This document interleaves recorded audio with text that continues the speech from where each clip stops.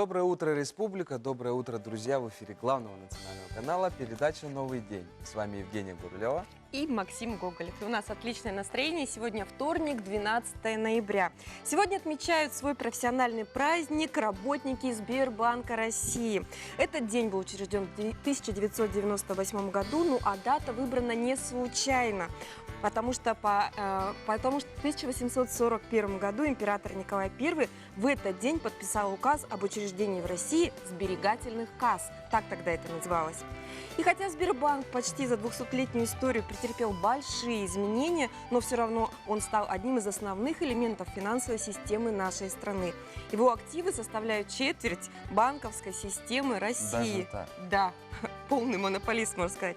Только в России у Сбербанка более 110 миллионов клиентов, ну а за рубежом его услугами пользуются 11 миллионов человек. Также сегодня отмечается профессиональный праздник охранников, специалистов по безопасности в России. Так что смело поздравляйте всех Сисюриту, или как называют, Security. Security. Да. Security, и, кстати, IT-безопасность тоже туда входит, Да. отдел К. И, конечно же, понять и простить. Хорошо. Друзья, ну а хочется анонсировать сегодняшних наших гостей. Оставайтесь с нами, смотрите, следите за нашим эфиром. И тогда вы обязательно узнаете, какие два вида ипотеки бывают и какой лучше выбрать в вашем случае. Также надо будет всем рыбакам просто прильнуть к экранам. Сезон рыболовства тоже будет затронут. Да, есть у нас хорошие изменения на 2020 год. Ну и мы встретимся с победителями конкурса «100 лучших инициатив». Они расскажут вам, друзья, как можно, написав проект, внедрить в жизнь какую-то свою хорошую идею. Также, дорогие телезрители, вы должны быть участниками этих вопросов. Если какие-то интересующиеся вопросы есть, можете написать по WhatsApp 8 914 279 22 62. Самые интересные мы, наверное, зададим нашим гостям. Конечно. Евгения, я вчера видел снегирей. Представляешь, я тоже. Да. Такие красавчики сидели на Да, заборе. это холода наступали? Или Холода. Почувствовали же уже сегодня? Ну, наверное, это и не случайно, потому что сегодня вообще по России отмечается День синички. Представляешь, кажется, есть такой праздник. На самом деле его Просто здорово. придумали представители Союза охраны птиц России. И этот день посвящен тем птичкам, которые не улетают греть свои косточки и перышки в теплые страны, а остаются зимовать в России и во всех сибирских и дальневосточных регионах. Вообще в этот день принято заготавливать корма, лакомства для птичек, ну и мастерить и устанавливать кормушки. Так что, ребята, папы, мамы, если вы думаете, чем заняться сегодня, можно вот сделать такое хорошее дело. Ну а как нам греть косточки и в какую погоду, давайте узнаем сейчас. По данным Якутского управления по гидрометеорологии и мониторингу окружающей среды, в центральных улусах в 6 часов утра минус 14, минус 23, днем минус 12, минус 25. В Заречных минус 28, минус 37, днем минус 22, минус 27. Южные улусы минус 13, днем холоднее, минус 15, минус 16. В Вилюйских минус 24, минус 28, днем минус 21, 24. В Нижнеленских минус 17, минус 19, днем минус 20, минус 22. В Западных минус 17, минус 27, днем минус 18, минус 25. В Колымо-Индигирских минус 11, минус 23, днем минус 10, минус 22. В Янских минус 22, минус 31. Днем минус 19, минус 27. На северо-западе минус 23, минус 33. Днем также минус 22, минус 33.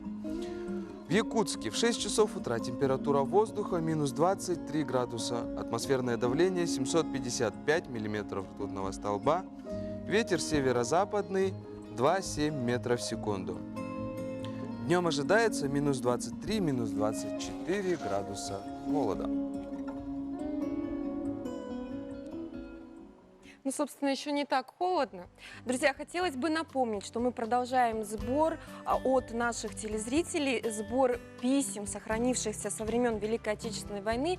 Те письма, которые писали ваши родные и близкие, пожалуйста, присылайте к нам на адрес нашей редакции «Нового дня» утро НВК@mail.ru или присылайте бумажными копиями на Якутск, улица Орджоникидзе, 48, кабинет 201. Присылайте эти копии. Мы готовим абсолютно потрясающий проект, приуроченный к 75-летию со Дня Победы в Великой Отечественной войне. Что ж, мы подошли к стойке и просто замечательный запах хлеба. Опять Максим не завтракал. Опять я захотел поесть. Ну, собственно, Посмотрим. это, да, это хлеб бездрожжевой от Немюнского хлебозавода. То Еще есть раз, можно есть сколько угодно. ну, я не знаю, если ты съешь 3 килограмма, может быть, где-то раз и лишний этот Ну жирок вылезет. Но на самом деле, вот он здесь написан у нас на памятке, сделан на кефирной закваске, низкокалорийный, всего 200 калорий на 100 грамм. И я думаю, что даже если тонким слоем масла с утра Конечно. смажешь, не будет так страшно, как если белый сдобный вы будете кушать. Да, я тоже так думаю. Но я выбирайте этот хлеб и кушайте его с чистой совестью, без угрызений совести. Ну, а нам хочется продолжить рубрику «Школа молодой матери». Вообще, беременность для любой женщины – это особый период. С одной стороны, счастье, радость, ожидание. С другой стороны, тревога. Каким родится ваш малыш? Каким он вырастет? В любом случае, мамы, беременяшки, Да. как говорится, сохраняйте спокойствие, Конечно. гуляйте побольше и правильно питайтесь. Это очень важно для вашего будущего малыша. Беременность – это прекрасный, но в то же время сложный и ответственный период в жизни будущей мамы.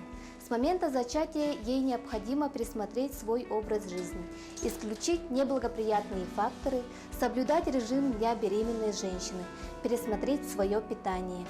Все эти факторы напрямую влияют на развитие малыша. Необходимо избегать бесполезных углеводов, приводящих к набору веса. Большое количество их в хлебе, в выпечке, кондитерских изделиях.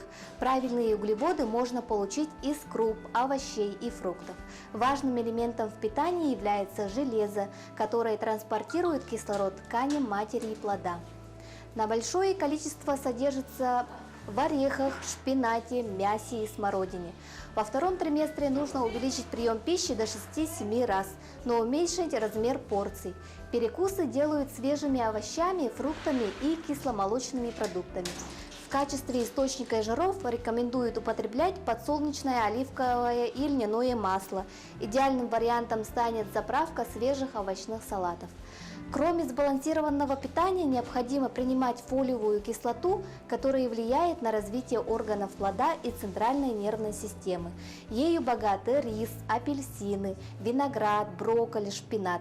Можно дополнительно принимать медикаментозные средства по назначению врача.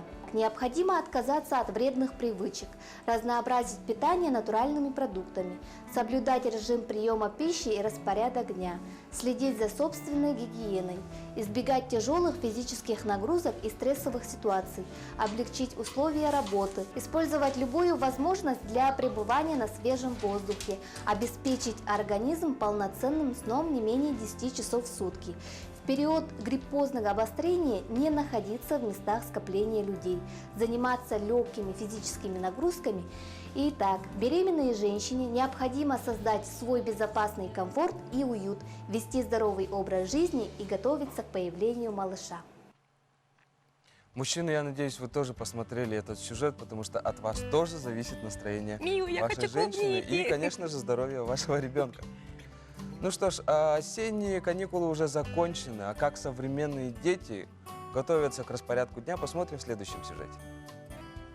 Как организовать распорядок дня школьника так, чтобы он успевал делать уроки, гулять на свежем воздухе и чувствовал себя неперегруженным?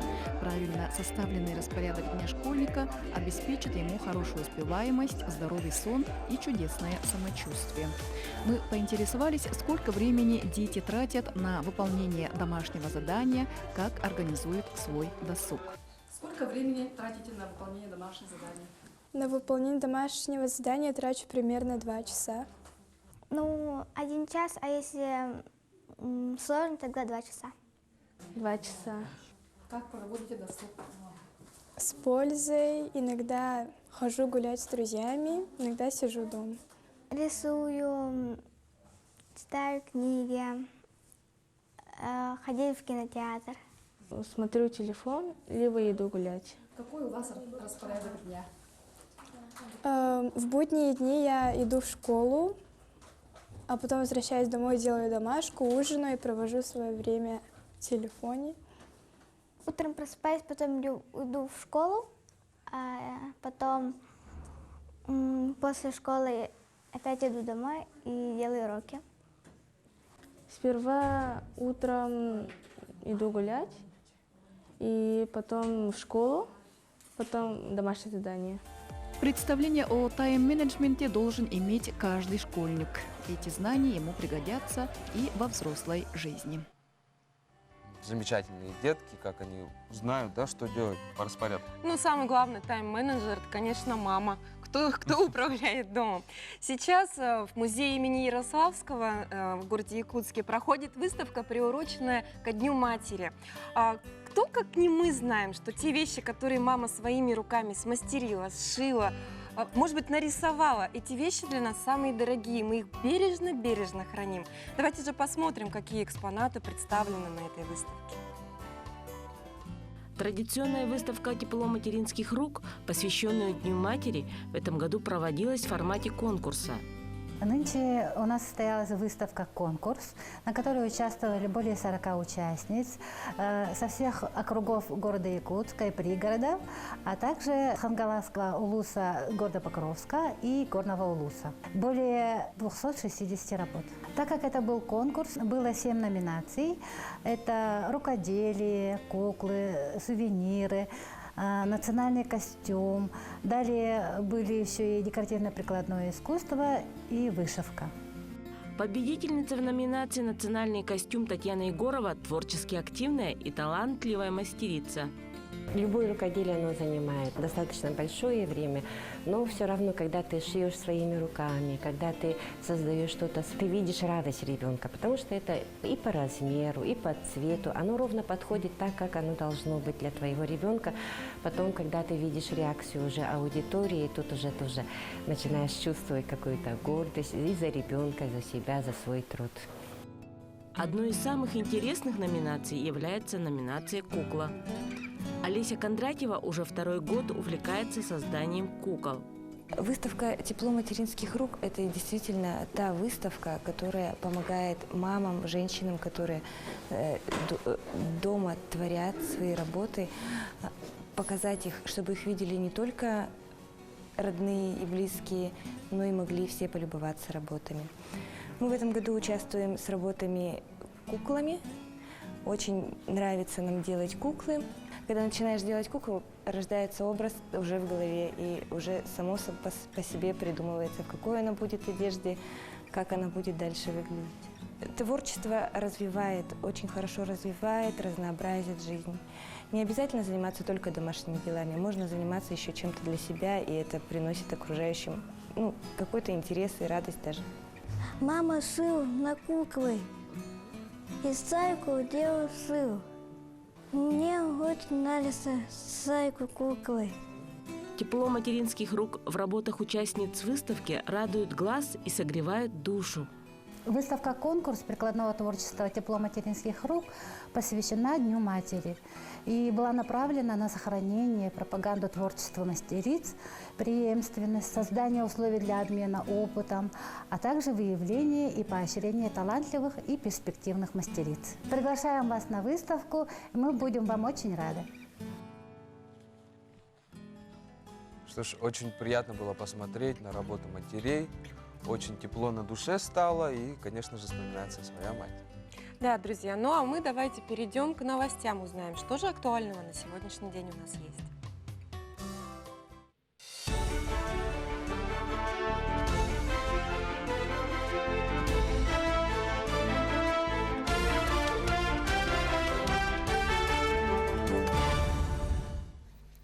В эфире новости, в студии Анастасия Кобызева. Доброе утро. Лидеры России и Китая Владимир Путин и Си Цзиньпинь запустят силу Сибири в режиме телемоста. Ранее мы сообщали, что китайская и российская стороны согласовали дату проведения торжественной церемонии пуска газа в Китай по восточному маршруту 2 декабря. Магистральный газопровод «Сила Сибири» будет транспортировать газ Иркутского и Якутского центров газодобычи российским потребителям на Дальнем Востоке и в Китай. Его протяженность составит около 3000 километров. Переходим к региональным новостям. Все банкоматы в Уснере, установленные в крупных магазинах и некоторых предприятиях, были отключены в конце октября. Этот вопрос поднимается регулярно, потому что при нестабильной работе интернета наличные деньги просто необходимы. Сейчас работает только один аппарат, который находится в здании банка. Часы работы с 10 до 16 часов. Чтобы произвести операции или снять наличные, люди вынуждены отпрашиваться с работы. Населению обещают, что в скором времени в поселке появится зона 24, но когда именно это произойдет, никто сказать не может. Это вообще безобразие, конечно. И вот такое наплевательское отношение вообще к людям в поселке. Ну, я даже не знаю, слов вообще нету. Такое вот безобразие. Теперь вот остался один в Сбербанке, так там какая очередь. Хотя бы они тогда, круглосуточно тут открывали. В Алтумене обсудили упорядочение сети учреждений здравоохранения Якутии. Главная цель – изменение повышения качества медицинского обслуживания. Об этом накануне говорили депутаты, а также главы районов и наслегов. Вице-премьер Якутии Ольга Балабкина отметила, что необходимо продолжить работу по законодательному закреплению особого статуса арктической медицины. По данным министра здравоохранения Якутии Елены Борисовой, в республике будут построены 4 новых ФАПа. В селе Сосновка Вилюйского района, селах Хамра и Иньялы Ленского района, а также в селе Нефтебаза Алекминского района. Самая старейшая школа Якутии готовится к юбилею. Это школа номер 1 города Ленска. Как только вышел указ президента, образовательное учреждение перешло в одну смену обучения. Еще одна гордость – это яблоневый сад, который стал достоянием образовательного учреждения. Его посадили учителя и ученики, ушедшие из стен школы на войну. А фрукты из сада в советское время не раз становились экспонатами выставки на ВДНХ. Первый в Якутии класс Роснефти появился в Ленске в школе номер 1. И уже 4-й год он выпускает учеников, которые поступают в ведущие вузы страны. Ни один гран-при республики и России завоеван учениками и учителями этой школы. В этом году у нас 3-й выпуск будет. У нас, правда, 15 человек. Там всего 2 человека с другой школы. Наши всего 15 человек. Из них идет 6 медалистов. Но теперь задача этих детей – подготовиться к экзаменам, сдать ЕГЭ, и чтобы баллы были более 70%. Такие объединения, как театр «Максимум», спортивный клуб «Алмаз», патриотический клуб «Виктория», волонтерский клуб «Надежда». Театр «Максимум» принимает участие во всех мероприятиях Ленского района и даже имеет награды российского уровня. В Якутию прилетел фламинго. Его обнаружили пастухи в Нюрбинском районе, когда занимались заготовкой льда на озере Былах. Сейчас птицу доставили в Нюрбу. Ветеринары обследовали фламинго, сделали необходимые инъекции. Его состояние оценивается как удовлетворительное. Как отмечают орнитологи, на территории Якутии с 1976 по 1989 годы было зафиксировано 5 случаев появления фламинго. Все они приходились на позднюю осень. Птицы были сильно истощены, а иногда и вовсе погибали. Залетают к нам фламинго, как и многие другие птицы, случайно отбившись от стаи. О готовности принять птицу сообщили в зоопарке Артодайду. Так как птица фламинго на территории Российской Федерации не обитает и находится в Красной книге Российской Федерации, то судьбу решает управление Росприроднадзора, и в дальнейшем при согласовании отлова данной птицы мы направим птицу либо в природный парк «Живые алмазы», либо в зоопарк Ортодойду. К этой минуте у меня пока вся информация. Не переключайтесь.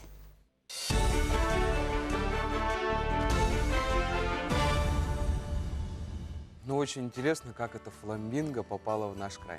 Как не замерз-то он, бедняга. Да. Наш край суров, действительно, да, наш край суров, и особенно чувствуется техники, да, автомобильный транспорт определенно получает какой-то урон от минусовых температур. Об этом задумались не британские ученые, но тем не менее не уступающие по интеллекту сотрудники педагоги автодорожного факультета СФУ. Давайте посмотрим.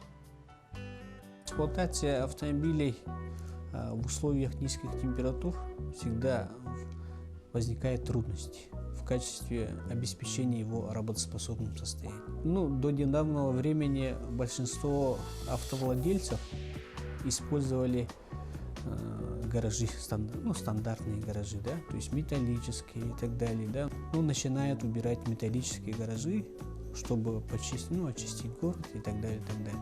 И, конечно же, опять же, в денежном выражении любой автомобилист для того, чтобы эксплуатировать зимний период, они должны будут, допустим, арендовать гараж. И в последнее время автомобилисты очень часто начали использовать так называемые портативные гаражи. Портативные гаражи, и одновременно мы тоже очень давно занимаемся исследованием температурного режима автомобиля при его длительной стоянке с использованием различных, на самом деле, теплоизоляционных материалов. В процессе использования портативных гаражов там возникает проблема его транспортировки, его собрания, да, то есть исходном положении как будет. И, конечно, там каждый день должны сделать определенные, грубо говоря, телодвижения, которые некоторых вообще не устраивают. И мы решили разработать такую багажную конструкцию. Концепция такая, чтобы она была постоянно на улице, да, и, конечно же, не занимала багажный отсек. И тем самым обеспечивается комфортная транспортировка и использование вот таких портативных гаражей. Конструкция, она универсальная, да, то есть универсальность в чем заключается? Универсальность заключается в том, что этот багажник в зимний период может по бокам есть кармашки, в котором можно в собранном виде транспортировать вот этот портативный гараж, и посередине остается багажный отсек, который можно легкие грузы, всякие коробки и так далее, можно тоже там передвигать. То есть транспортировка производится, да, и летний период нижняя часть багажника, она остается как багажник. По вопросу технического регламента предусматривается любое изменение конструкции подлежит обязательной сертификации, нужен соответствующий документ и так далее, да. С этим вопросом тоже мы работаем и, работали с рядом органов по сертификации, которые мы получили соответствующее заключение о том, что в данную конструкцию мы будем рассматривать как легкий груз при определенных установочных режимах. Друзья, а мы продолжаем. Новый день сегодня решил поделиться с вами практичными знаниями. Наверняка каждый из вас либо взял ипотеку, либо планирует ее взять. И тут встает вопрос, как сделать это с наименьшими потерями для бюджета. И мы оказались на уроке финансирования. Сегодня Любовь Егоровна Амосова нам даст хороший практичный урок. Любовь Егоровна, представитель потребительского кооператива «Аргыс Кредит». Давайте учите нас. Доброе утро. Доброе. Так, значит, у нас есть квартиры в ипотеку, да, в среднем стоимость 4 миллиона рублей, давайте скажем. И у нас есть, в любом случае мы пользуемся ипотечным кредитом, но тут есть разница, как именно воспользоваться, да, и тут разница существенно большая. Поэтому давайте посмотрим первый вариант. Если у нас первоначального взноса нет... То есть у нас 0 денег. Да, 0 денег. Ага. То есть, как известно, банк запрашивает первоначальный взнос, минимальную сумму 15% от стоимости всей квартиры, да? У нас 600 тысяч рублей получается. Это от Если 4 у семьи нет свободных 600 тысяч рублей на счете, он берет просто в кредит на 5 лет. Процент переплаты 184 тысячи рубля, платеж 13 тысяч рублей в месяц. Это мы платим за кредит, за первоначальный взнос. Это только первоначальный взнос, Да. и 5 лет мы его платим. Да. Плюс сам ипотечный кредит у нас в течение 15 лет. Сумма кредита 3 миллиона 400, да, вот вместе с этим получается. Переплата у нас составляет 3 миллиона рублей вот за 15 лет. Мгм. Платеж 39 тысяч рублей в месяц. Это То есть понятно. первые 5 лет мы будем платить... Да, плюс еще вот 13 Ой, тысяч рублей. где-то Да, 52 тысячи в месяц. Итого общая стоимость вот квартиры семье обойдется в 7 миллионов 184 тысячи рубля за 15 Любовь, лет. это за Большие 15 деньги, лет 4 миллиона вся стоимость, Ну, вот сама плюс вот все квартира, переплаты, да, плюс все переплаты у нас 7 миллионов. Почти да, в 2 раза. 184, да. Ой, И у нас есть вот второй вариант. Мы можем первоначальный взнос накопить за 2 года. Вот с этими же 39 тысячами рублей, да, мы можем в течение 2 лет накопить 1 миллион рублей. Так, расскажите, как это можно сделать? Это я взяла в пример, если мы копим не дома, да, а в специализированных местах под проценты. То есть я именно тут взяла процентную ставку годовых 11,6%, ну, которая сейчас максимально запрещенная, средняя, да, банк. А, нет, Да, максимальная. максимально запрещенная законом и Центральным банком.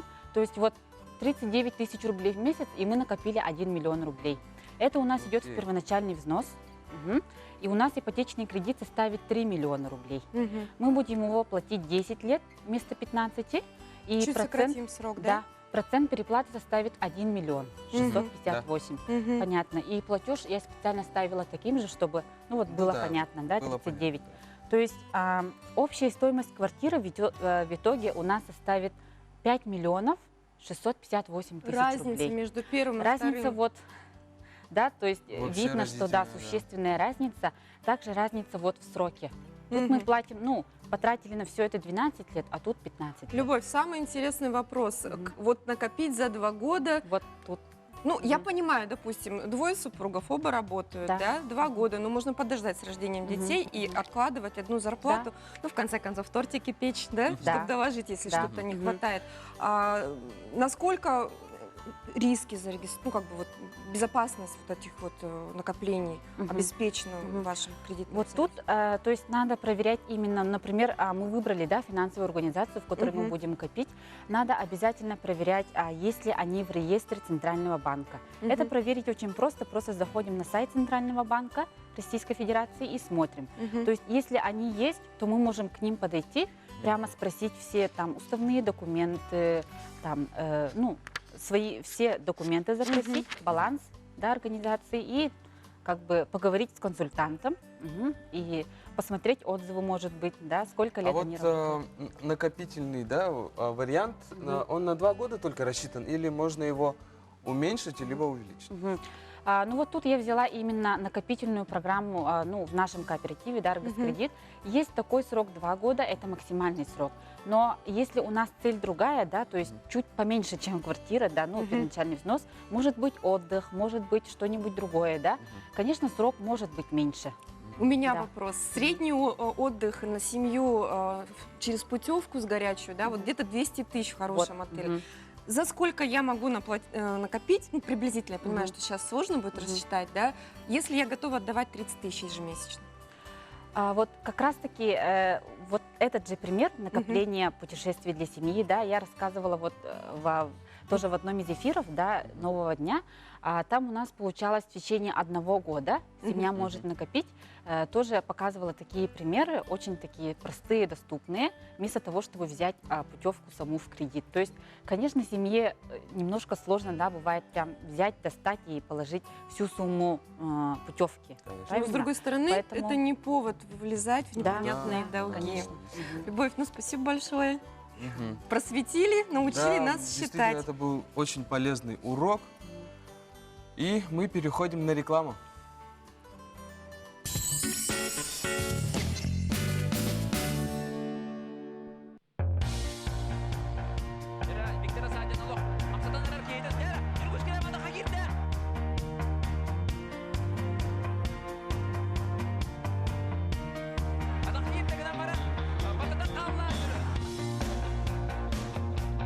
Сардагатыгар сууланан үйөрі көті ұғдуғын. Айығыттар бұд ария. Лекітігер сөпті қамнас түрін үкігер екеннен бұқайысқаған ұлдығылар үлі тұға кепсетек. Университет цифровой қайысқа сетейлерін тұғынан кепсетек біт. Олата интерес кәбите тух полади. Билин политиканы полади. Информационный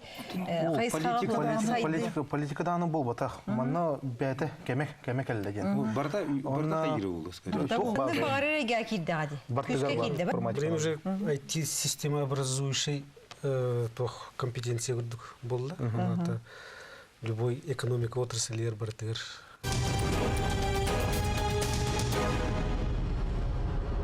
Махтал – это благодарность. Махтал – это любовь и забота. Махтал – это тепло и вкус. Махтал – наше сердце для вас. В торговом доме СРБК шикарная греческая соболиная шуба по очень приятной цене. Роскошь стала доступней. СРБК.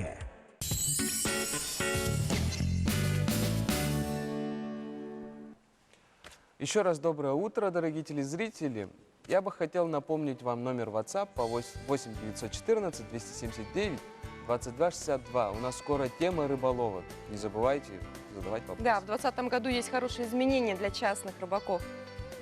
Друзья, но скоро Новый год, остается, по-моему, 50 дней, да? Ориентировочно. Остается, кажется, совсем немножко времени. И знаете, когда идет предпраздничная атмосфера, очень хочется каждому знакомому сделать какой-то хотя бы миленький маленький подарок. Если вы не знаете, что дарить, да, или не хотите дарить просто шоколадки, можно подарить вот такие замечательные харысхалы.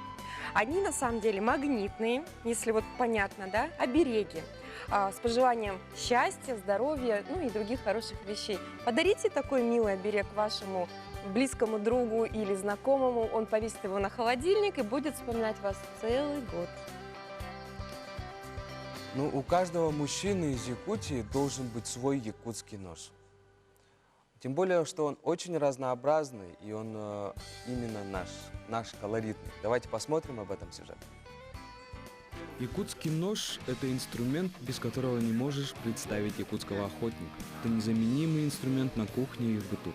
Испокон веков якутский нож был в особом почете. О нем даже слагают легенды. Очень радует, что технологии древнего изготовления дошли до наших дней и без видоизменения получили широкое признание. В начале ноября проходил конкурс «Клинок. Традиции и современность» в городе Москва. Там мы, делегацией 8 человек, участвовали, представляли Республику Саха-Якутия и заняли призовые места. В Союзе кузнецов проводились отборы, и поэтому там не как-то с улицы, да, а отбирались конкретные работы и парни, которые серьезно занимаются этим делом. Наши мастера, как люди творческие, создают не только инструменты бытового применения, но и настоящие произведения искусства, которые могут украшать коллекцию самых утонченных коллекционеров. Вот этот акинак называется, оружие скифов. Его делали мы вдвоем, Аржаном Кухаевым, алтайским мастером. Он делал вот украшения, а я клинок. Вот сами из руды выплавляем сталь. Я вот от имени Портового Александра и себя, короче, вот это. Ну, совместная работа. Совместная работа. Да, вот этот Батыя. Ну, Леонид, я как сказал, с детства. Его предки все кузнецы, поэтому он с детства занимается. А я вот недавно, вот на старости лет, так сказать. Я участвовал на конкурсе «Заруба». Там это экстрим. Там проверяют ножи на заточку и вот как выдерживает заточка. И я там занял первое место. Давали нам убитые ножи, и за 15 минут мы ножи оттачивали на водяном камне. И после этого резали канат. По 50 раз резали, потом проверяли. И на второй круг тоже по 50 раз. Ну, там я первое место занял. Переполняют чувство гордости от того, что наш край имеет свою идентификацию, свою неповторимость и особенность. Благодаря таким умельцам якутский нож знаменит на весь мир. Максим Гоголев, Андрей Лазарев. Новый день. Настоящему любителю рыбалки холода вообще ни почем просто, да? Хоть в минус 40, в минус 50 он не идут и Сверлят рыбачат. лунки и Да. рыбачат. И у нас в гостях Прокопий Афанасьевич Кириллин, руководитель отдела по организации и регулированию рыболовства Минэкологии Якутии. И сразу же первый вопрос. Как завершается летняя и осенняя путина? В этом году путины у нас в основных промысловых реках проходят стабильно, можно сказать. Если сравнить с прошлым годом, то есть незначительные снижения, Да. но с учетом того, что в прошлом году у нас были рекордные показатели, да, за последние, вылову, да? по вылову за последние 4 года, я считаю, что в этом году у нас тоже хорошие показатели будут по итогам года. Если по рекам пройтись, то в основных реках у нас удачно стояла во время пути находа рыбы уровень воды. То есть она не была высокая примерно и не была очень низкая, то есть средняя. Это самое главное один из решающих факторов для рыбака. То есть есть места для неводнения, тоня есть, так называемая. Ежегодно там вылавливают неводом. Вот эти места стояли, и объемы запланированные все выловили. Вот как становится, много ли рыбы становится, когда вода понижается? Вода, как я сказал, средняя вода, она самая оптимальная. Ага, Но если ниже уровня, допустим? Если ниже уровня, то рыба, соответственно, рыба идет, на ход рыбы не влияет, но места вылова, вот так называемые тони, да, они уже коряги, неудобные для сетной добычи. Ну а если выше уровня? Выше уровня, то уже рыба, как говорят рыбаки, идет посередине и по глубине. То есть сетка не может поставить, уже трудно. Ну, я, конечно, не рыбак, но получается, нужно вот как раз средние речушки выбирать, чтобы удачно порыбачить. Да. Но на самом деле вот у нас Министерство экологии Якутии, естественно же, оберегает наши природные ресурсы, в том числе рыбу, да. И, естественно, я слышала краем уха, что нельзя эти сорта ловить, нельзя вот эти ловить. В 2020 году все останется так же или, может быть, ужесточат даже меры? Или наоборот? Да, действительно. С учетом вообще тенденций, да, по сохранению биологических ресурсов, у нас в 2017 году уже введены суточные нормы добычи, так называемые в правила рыболовства. Включены эти нормы. И если смотреть по республике, то по каждому району, по каждым бассейнам рек есть свои нормы добычи по видам рыб. Но Допустим, это промышленные нормы или даже это для любительской рыбалки. Ага. Есть, допустим, вот эти суточные нормы введены в том числе и для реализации нового закона. У нас есть новый закон для любителей. Раньше такого закона не было для любительской рыбалки. Отдельный закон был принят в конце 2018 года, и он действует с 1 января 2020 года. Согласно этого закона, да, очень много было дискуссий, предложений было направлено от республики в части разрешения нашим гражданам применения сетных орудий добычи, то есть сети, невода. В результате лоббирования вопросов республики нашими депутатами в Государственной Думе и совместно с правительством республики были введены пункты, которые разрешают именно для жителей Крайнего Севера и Дальнего Востока, в том числе и Якутии, применять для любительской рыбалки сетку. То есть это до 30 метров сетка на одного гражданина в реках, в речках. Да? И, соответственно, согласно правилам рыболовства, если говорить об озерах, то карасевых, то там применяется, это давно уже работает у нас, до 2 сеток, до 30 метров длиной на одного гражданина, либо разрешается невод длиной до 100 метров. Это на какой без период разрешения? Времени? В один день, в один месяц? Круглогодично. И где мы это без разрешения регистрируем? получается? Да, Ты без можешь в любой разрешения, момент. круглогодично, 60 за метров. исключением месячника. Вот так называемые периоды запретные есть у нас во время нереста рыбы. Ну, это Это приятная по центральной преференция. Якутии с 15 мая по 15 июня и с 20 сентября по 20 октября. Ну, это в интересах рыболова, чтобы... Но это нерез идет, проводить. Да, во чтобы время рыбу нереста, потом у чтобы нас не собирают. облавливали. У меня с вот номер по WhatsApp пришел вопрос. А сами вы любите рыбачить? Ну, времени, к сожалению, не так много появляется свободное. Ну, по мере возможности выезжаю под А город. как вы выбрали такую профессию? Но, к сожалению, рыбы здесь мало под городом. Ну, здесь рядышком. Да. Рядом. Вот как вы выбрали свою профессию? Ну, сам я по специальности биолог, заканчивал биологический факультет Якутского Поэтому государственного университета. с точки зрения охраны, да? Да, и пошел по специальности. Получилось. Хорошо, смотрите. Здесь у нас рыбы маловато. Куда лучше поехать?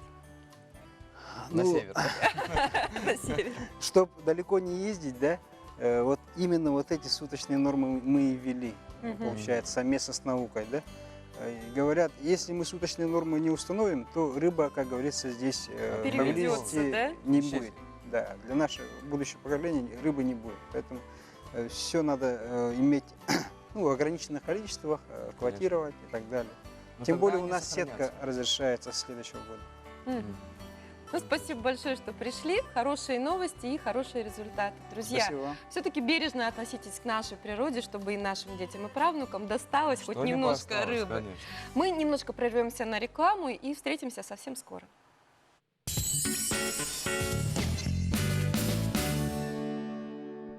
Уважаемые жители республики, не упустите возможность приобрести новые квартиры на улице Строителей в городе Якутске. Звоните 459-359. Позабыли, не купили, только время упустили. Делаем умнее. Покупаем квартиру в строящемся доме на улице Полины Осипенко. Старт продаж. Сейчас самое время. АО ДСК 33 13 28. Прошло время голых стен. Теперь в стоимость квартиры все включено. Предлагаем вступить в долевое участие жилого комплекса «Олимп-Сити» и приобрести квартиру уже с готовым ремонтом. Звоните по телефону 744 556. Будь готов к зиме с Ростор. Весь ноябрь. Акция в салонах «Торнадо». Большая зимняя распродажа и шанс выиграть 100 тысяч рублей.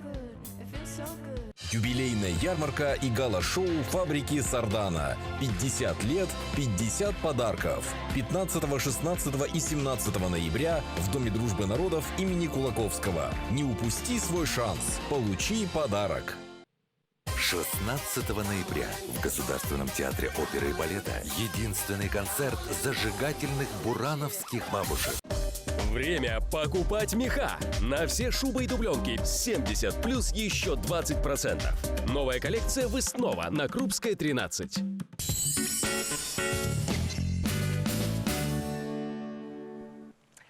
Да, давайте напомним еще раз, какая погода ждет нас на сегодня.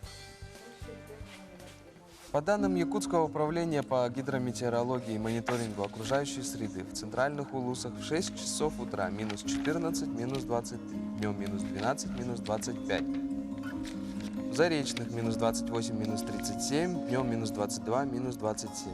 В южных минус 13, днем минус 15, минус 16. В Вилюйских минус 24, минус 28, днем минус 21, минус 24.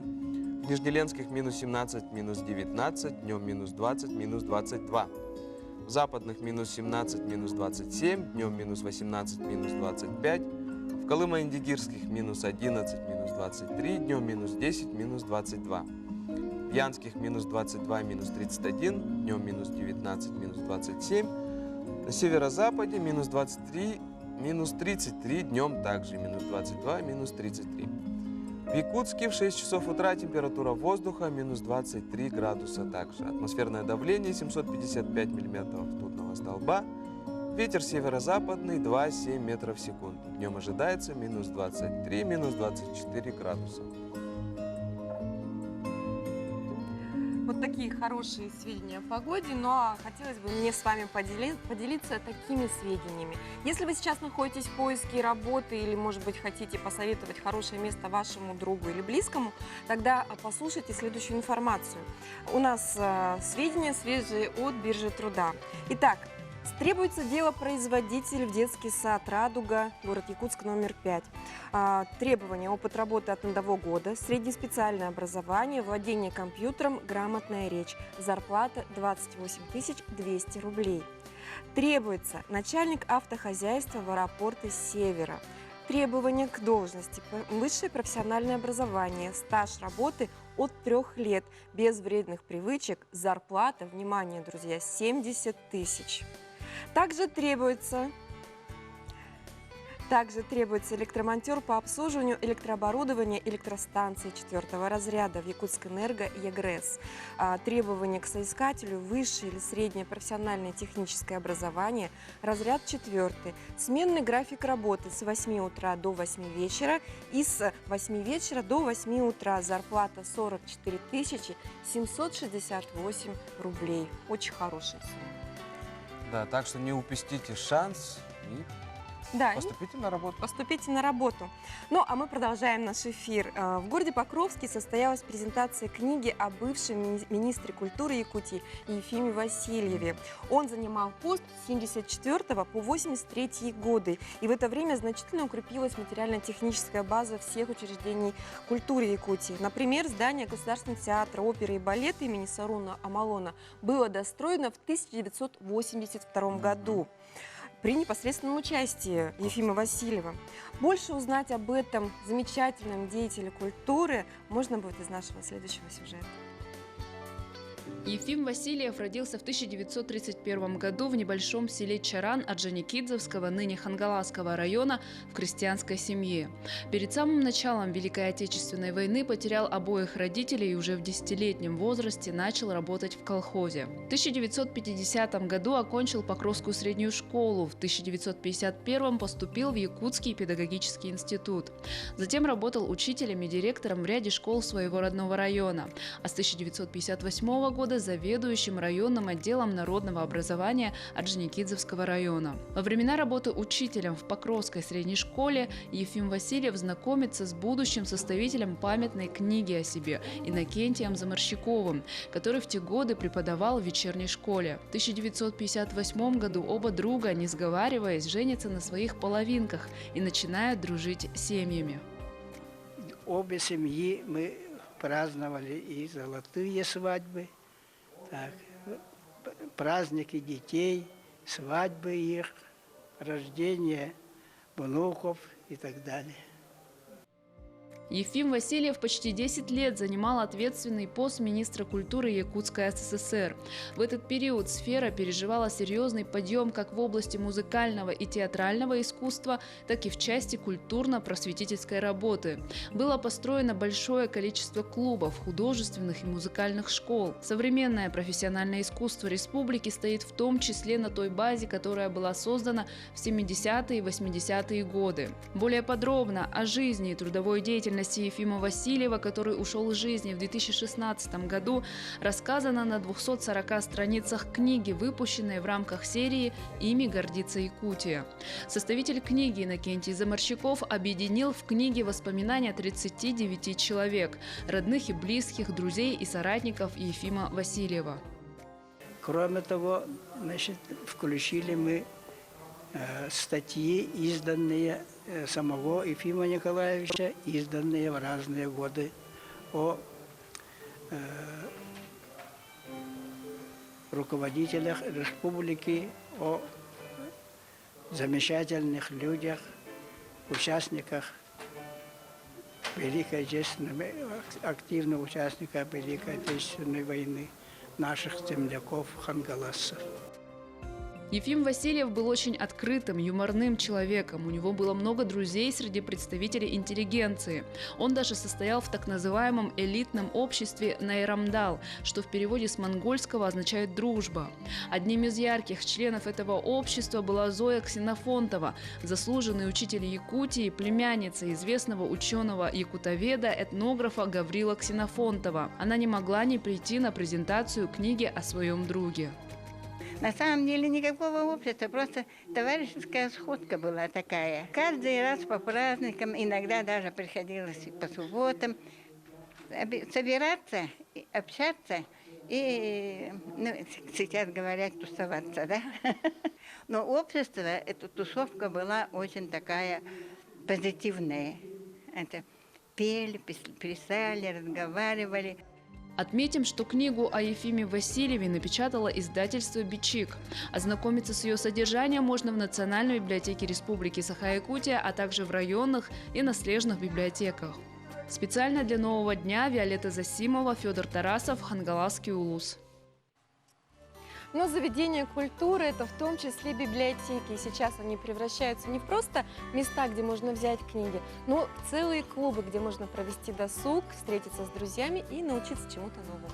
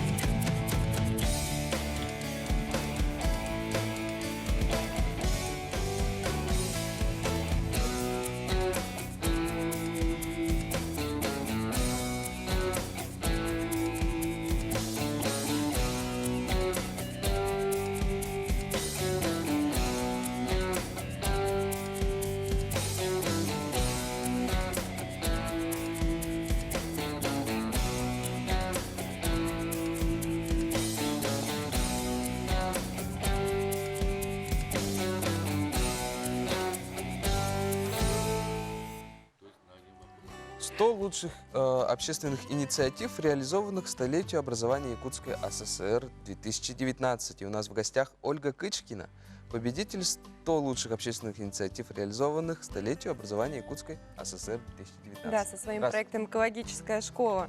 И Валерий Егорович Дмитриев, участник, руководитель проекта «Музей истории православия Мегино-Кангаласского улуса», местной религиозной организации «Православный приход» храма Рождества Пресвятой Богородицы села Бетюйдях, Якутской епархии РПЦ России. Доброе утро. Ну, мы, во-первых, вас поздравляем с вашей победой. Вчера буквально стало известно, что вы вышли вперед всех ваших соперников и защитили свои проекты.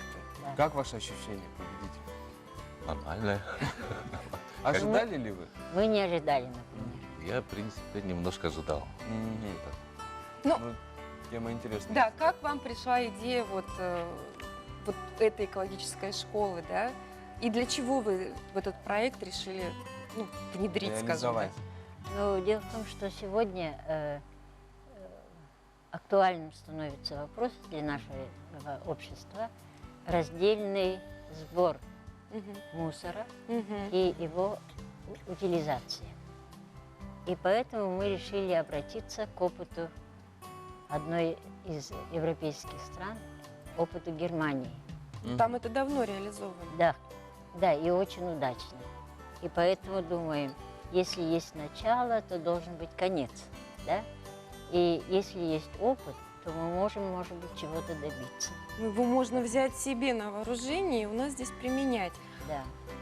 Хорошо. А как вы собирали, возможно, документы, как подавали заявки на участие? Вообще, как вот эти вот инициативы, как туда можно попасть? Как попасть? Вы знаете, мы тоже не можем сказать, как попасть.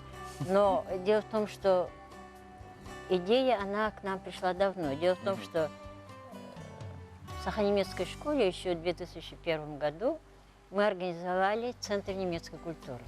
И в 2003 году как раз начали детей возить в Германию, на языковые курсы. А вот с 2005 года мы открыли новое направление – экологическое образование. И тогда, в 2005 году, мы отправили учителей физики и лучших учителей, учащихся Саханемецкой школы и победителей Республиканской олимпиады по немецкому. И тогда дети воочию увидели, как там относятся к как природе, там красиво, как они берегут природу, как хорошо относятся к животным и свою окружающую среду как оберегают. А расскажите, какие еще конкурсанты были? Ну, ваши соперники, вы Да. как-то смотрели, наверное, какие у вас шансы, какие у Какие них? вам понравились еще, расскажите? Ну, очень понравилось мне, собственно, маленькие дети, реклама, дети называется, Намская Луса, они буквально нас по пятам шли. То мы и побеждали, то они нас, так сказать, и конечными итогами это самое. А идея создания музея истории православия Нижнехангаласского Луса возникла в 2015 году и создан в 2015 году в здании храма села Битайдях. А основной целью было это самое, безусловно, сохранить этот храм, который построил наши прапрапрадеды в 1823 году. И скоро мы будем отмечать 200-летие. То есть, получается, ваш проект направлен на то, чтобы получить финансирование, ну вот по поддержанию, да? Нет, По- в основном нет. На сегодняшний день, в принципе, мы Привели в порядок. рекламируем, собственно говоря. На сегодняшний день многие не знают о существовании уникального храма 200-летием, сохранившим росписями и так далее, и так далее. Чтобы его сохранить, надо что-то делать. А для того, чтобы что-то делать, вот как раз и мы создали музей. Для реконструкции, да, в И любом случае, для что-то надо делать. провели работу соответственно там. Во-первых, так сказать, перевели благоустройство, все делали, забор сделали, иконостас поставили, колокол повесили. А рабочее время какое? Как можно туда попасть и посмотреть? В Битайдях, в принципе, можно попасть в любое время, когда дороги есть, как говорится. У нас, к великому сожалению, дорога там немножко весной и осенью. А так, в принципе, в любое время там вас рады. 24 часа в сутки? Нет, конечно. Ночью это как все нормально. Ну а вдруг у меня душа болит? Мне надо высказаться. Ну, тогда, как говорится, мы это Хорошо. самое Мы удовлетворим очень ваше. рады за вас, что ваши вот эти душевные, ваши инициативы, которые направлены на наше хорошее будущее, на нашу экологию, они действительно заслужили большее количество голосов, и вы Конечно. победили. Будете еще что-то пытаться сделать? Есть еще идеи на будущее? Или, может быть, кому-то можете посоветовать, тем же вашим ученикам, что иди, сделай, добейся, воплоти свою мечту? Ну, если взять нас, то наша идея помочь нашему населению правильно относиться к своему городу, своему окружению, и чтобы соблюдать чистоту и следить за своим здоровьем. А чтобы появились эстетически оформленные, красивые контейнеры для того, чтобы мы могли раздельный сбор совершать, да? И чтобы у людей появилось такое экологическое поведение и привычка за собой следить. Конечно. Но я думаю, все это будет воплощено, потому что вы уже положили первый кирпичик в этом направлении. Спасибо, что сегодня к нам пришли. Да, и вопрос экологии, конечно же, всегда актуален. И актуальнее и актуальнее сейчас. Ну, друзья, наша программа заканчивается, но не кончается. Да. Русский блок уходит, а якутский Переходит на приходит. якутский блок. Так что смотрите и Гею и наслаждайтесь. Алексея. Да.